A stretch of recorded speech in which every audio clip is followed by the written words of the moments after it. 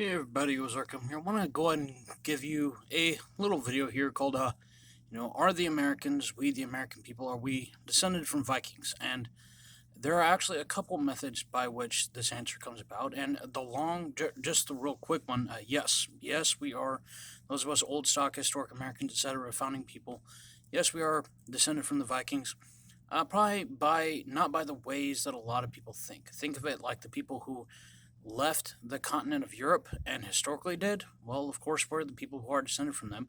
But of course, those who did, Viking was associated with being an adventurer.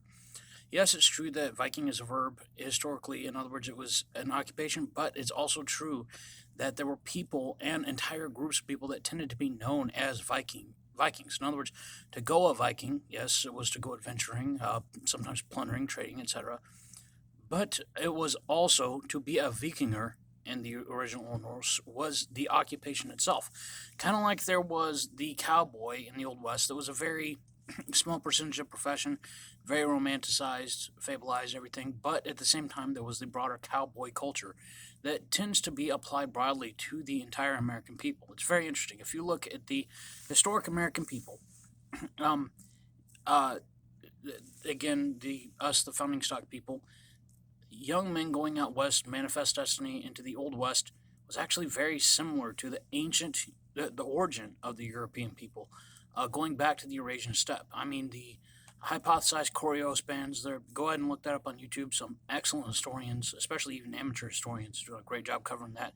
Excellent deep dive. And on this channel, I tend to cover, culture, history, demographics, geopolitics, etc., demographics, all that stuff. But anyway, sorry, repeating myself there. But I want to talk about how, by a couple different ways. Yeah, sure, we're descended from Vikings. It's just it might tend to be a very tiny percentage of our ancestry. You do tend to see surprisingly close ethnic homogeneity amongst historic Americans. Typically, a blend of Celtic and Germanic. The Scandinavians, or the Norse, I should say, were of course the North Germanic. Um, and a nice little mountain view, by the way, there in the background of painting. Kind of appropriate. It tends to be the landscape that we settle. That's why I like choosing these kind of landscapes for these videos. But if you look at how all the Europeans, including all of us in the diaspora around the world, have a common ancestor going back only 1,000 years. A lot of nobles married across national lines, and then those nobles that were disinherited, they had a lot of kids because they could afford to, and food was provided for them by the serfdom and all that. And then the disinherited ones went out into the communities and so on and so forth. To the point where, there is a broad ethnic homogeneity amongst the European peoples, yes, from Italic to Slav, and yes, even Greek, even though they're from a more ancient Indo European split off. Yes, there is ethnic homogeneity amongst the ethnically, that's the keyword, ethnically European peoples, because there are some non ethnic European peoples in Europe that have been there for a long time and all that. This is where a lot of people kind of get confused. Other people's DNA is very interesting because DNA really tells the story of all of this. A lot of people every single one of your ancestors came from the British and Irish Isles. Might be surprised to find some Scandinavian in the DNA results. Well, it can be because of the Vikings, but especially Highlanders. Scottish Highlanders were driven out by the thousands and thousands after, of course, a lot of political revolt and civil wars and all this. They were really, really pushed out by the English. So they settled across the southern states of America. A lot of them went up into Pennsylvania, New England. Now, if you look at the old stock New Englanders, they are from, and again, by the other means too, the Dutch, the Germans, the other peoples who came in. Now, a lot of Americans, I mean a lot, will tend to have some Italian, Polish ancestry from the more recent, the later arrivals, because all peoples take a couple centuries to form. And of course, yeah, you have to look at, well, what is American, ethnically speaking? Those of us who are ethnically American is defined in the 1828 American Webster's Dictionary of the English Language, the official codification of American English, and used George Washington as a source. And the founding fathers debated this amongst themselves and all that, but they decided the ultimate source of being ethnically American was to be born in America of European descent. So, of course, peoples can form over a couple centuries. Even the people who are Italian, though, probably have a little bit of Norman ancestry because of conquering, yes, even Sicilian. Because, yeah, they pretty much got it everywhere. So, yeah, we all have a little bit of Viking ancestry. It's not the main source. The interesting thing is, what we do tend to have ethnically in common, the specific blend of especially Germanic paternal ancestry and Celtic maternal ancestry, and the Ulster, the Scots Irish, with their regions that tended to be settled more by the Norse. The Highlander clans, especially some of them like the Stuarts, the Andersons, all of them actually have a male Viking male paternal ancestry. You're going to find a lot more Norwegian through the Scottish. You're going to find more Dane, the English, and a lot of similarity too. It's very even hard to tell Anglo-Saxon apart from, but because that's the thing, the Anglo-Saxons themselves were pretty much the original Vikings.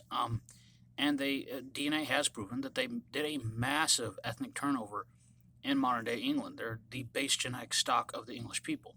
Now to the Celtic, now to the Celts. To call someone a Sassenach or a Saxon was an insult, um, because Saxon was basically a general term known by the Celts, and the Germanics called themselves that as well.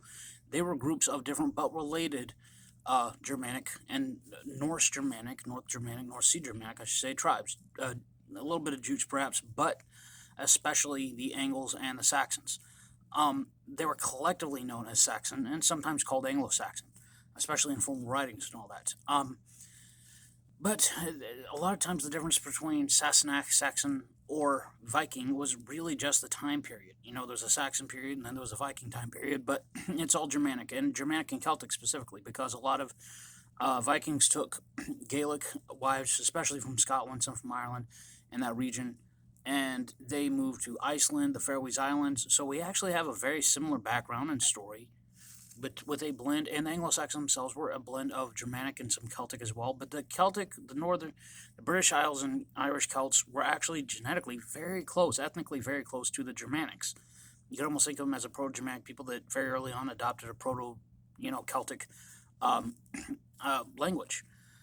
So they were almost, in a way, the Celts were re-Germanized whenever they became, they were almost re-Germanized, you could say, when they, went back into the Norse and Germanic culture.